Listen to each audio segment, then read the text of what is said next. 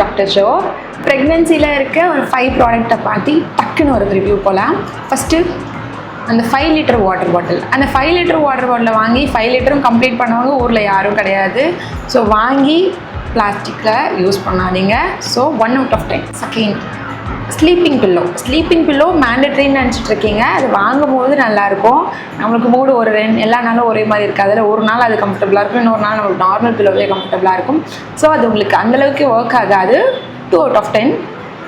Third one, feeding kurta is very good. நீங்கள் போடுற tight குர்தாஸை விட இந்த feeding kurta is better. So you can go with that. 8 out of 10. And Swiss ball வந்து compulsory கிடையாது, uses நிறையா இருக்குது. ஸோ நல்ல பெனிஃபிட்ஸ். 7 out of 10.